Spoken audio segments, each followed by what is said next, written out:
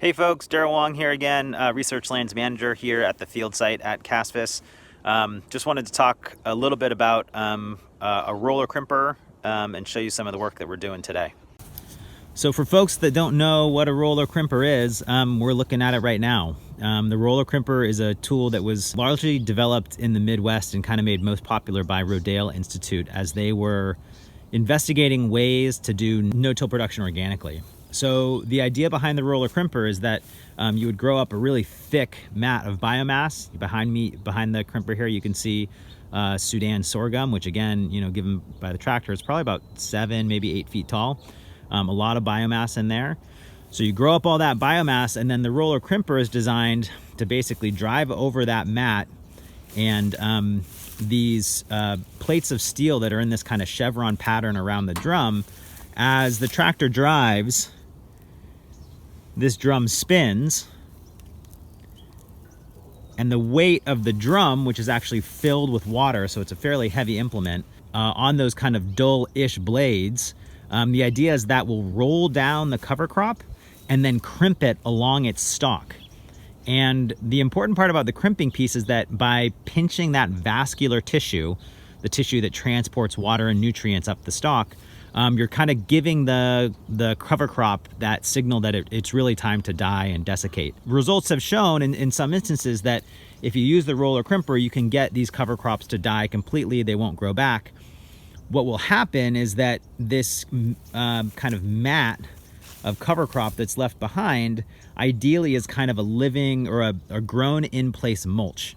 And that mulch ideally will prevent weed seeds from germinating, provide cover for weed competition when if you could plant a crop into this with a no-till planter.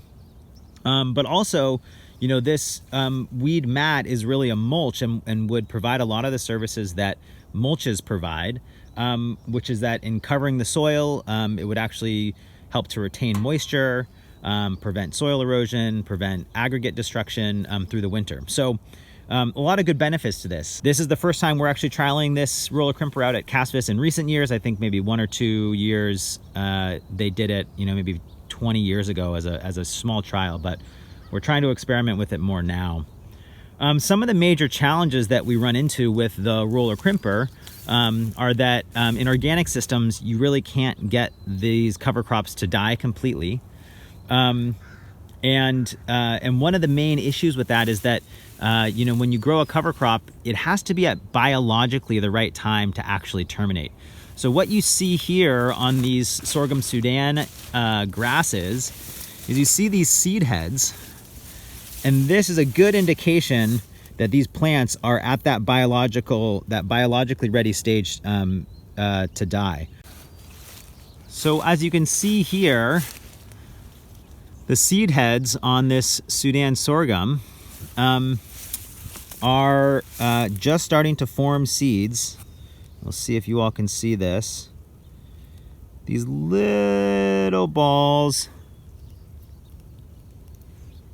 that are just starting to form, those will be the seeds, but they're definitely not viable yet, which is really important because if we let this stuff get too close to viable seed, we'll have a big issue with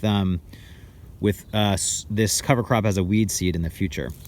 So because biologically, these cover crops are really starting to put their energy into seed formation, this is kind of the key time to roll this cover crop down. If you try to roll it earlier before it's in seed formation, oftentimes what happens is the cover crop just bounces right back up. So we're trying this out. This is part of what we're calling a relay cover cropping trial. The main purpose of this is basically, it's October 30th right now. We're rolling this cover crop down that we planted on July 1st. This cover crop ideally will create a nice weed mat actually for our winter cover crop. And what we're going to plant into this is an all legume cover crop, and we'll plant it with our no-till drill.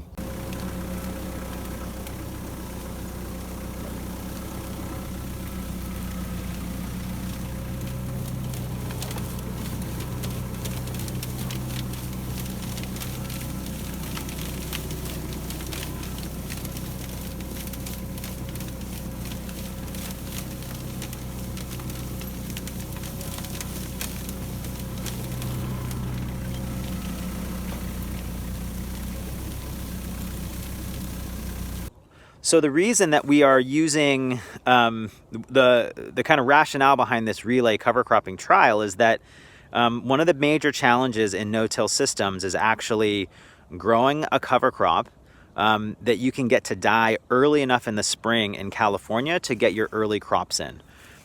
Where no-till organically has been kind of practical and popular is oftentimes in the Midwest or the Northeast, where their planting season is much shorter and they're able to allow their winter cover crops to get to full maturity before their planting window starts. That timing just doesn't sync up for us in California, where a winter rye might come to maturity for rolling down in the middle of May or early June, but oftentimes we're hoping to get in the ground and plant towards the end of March or early April. So those timings are really out of sync. So the idea behind this trial is that if we can plant a legume cover crop, which would mature much earlier and be much easier to kill, we might be able to knock that cover crop down earlier in the season to match our planting slot. And also, because they're legumes, we'd actually get the nitrogen, which is a really big issue for organic systems to get enough nitrogen into their no-till systems. So we'll see what happens. This idea of creating this weed mat is also beneficial because the legumes tend to be a lot slower germinating in the winter than grasses. And so if you have an all legume cover crop in a field that's particularly weedy, sometimes your cover crop can actually get outcompeted with weeds. So that's, again, the kind of purpose behind this sorghum Sudan summer cover crop that we're using to create the weed mat, to support the production of the legume cover crop, and hopefully provide some weed suppression later on. Hey folks, one more thing to look at here. What's interesting is that in some of these more thick spots where we're rolling down the Sudan sorghum, we're seeing that right at the base of this Sudan sorghum, we really are seeing a pretty solid kind of snapping from the base, where it's almost, again, coming off completely, which seems ideal in terms of kill, even if along this stalk there's not much actual crimping that looks like it took place. So again, we'll have videos of this over the next couple weeks to see just how much killing control we get. There's definitely some pockets too where the stalks are really more just bending over and don't seem completely crimped or snapped. But again, we'll have to see how that looks. So here's another example of that, where they're just kind of bent over. So just to close, we will see how this cover crop performs in the roller crimper trial. What will be interesting is that half of this field of Sudan that you're seeing here will be roller crimped, and the other half, in a randomized complete block design, will be mowed, spaded, and seeded in the same way that we would normally seed a winter cover crop. So what we'll be able to do is compare water retention rates and compare weed suppressiveness and biomass growth for all the cover crops, both in the roller crimp system as well as in the mowed systems.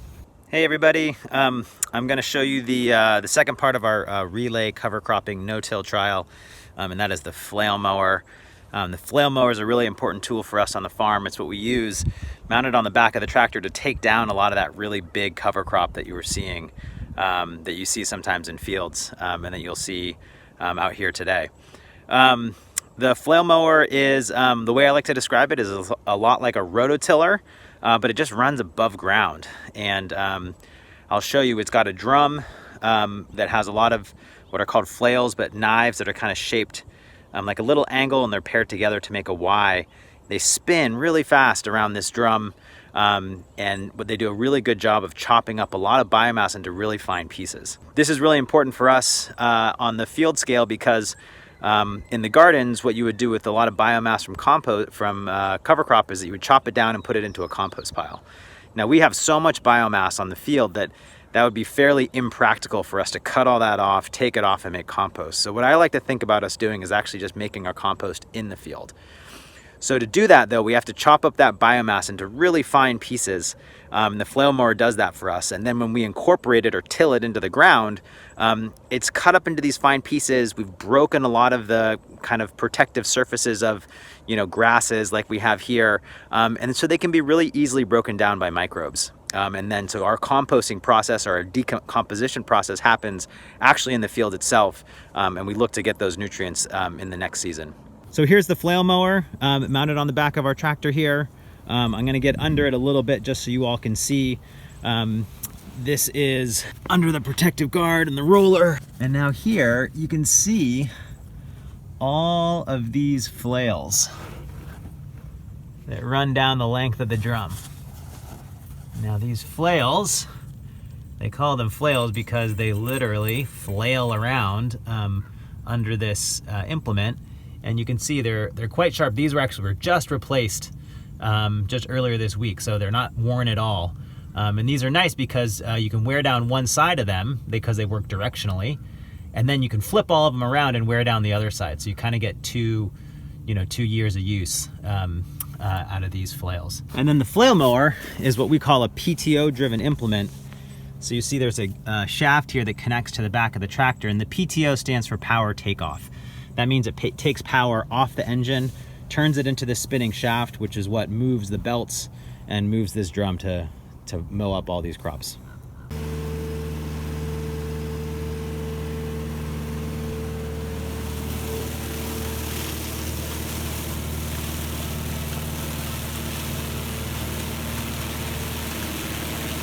All right, so now that we've actually run the flail mower through the field, I want to show you the difference between, again, our roller crimped plots and our mowed plots. So as that flail mower works, as you saw from the tractor, you can see that all of that biomass, right? This was 10 feet tall in some parts. We have turned that into these really fine grass clippings in just that single pass. And this stuff, as we incorporate this into the soil, this is gonna break down much, much easier than something if we try to incorporate these full stalks that were completely intact. Not to mention, if we tried to disc or spade something like this into the ground, this stuff would just wrap and bind up all of our equipment. So this is really important in a tilled system. And you can kind of see, again, these cover crop lines because this cover crop was seeded with the drill, and now that we've mowed off the tops, you can see these lines. But again, just want to see the difference here between this mowed biomass and then the same thing right next door. This is that roller crimped biomass, and you see I'm having to dig through kind of a considerable amount. You know, it's maybe at this point fresh, maybe like 3 inches or something, but there's the soil down there. And again, the purpose of that roller crimper is really to keep these stalks intact so that they won't break down very quickly, so that they will provide a long-lasting mulch, you know, in our case, hopefully through the winter and into the spring. All right, everybody, so here is the result of the morning's work. You can see the whole field is kind of patched out. We have 3 replications of the rolled down crop at the front here, and then it's mowed in the back half. Rep 4 is rolled in the back and mowed in the front, and Rep 5 here is rolled in the front and mowed in the back. So we'll give you more updates as they come.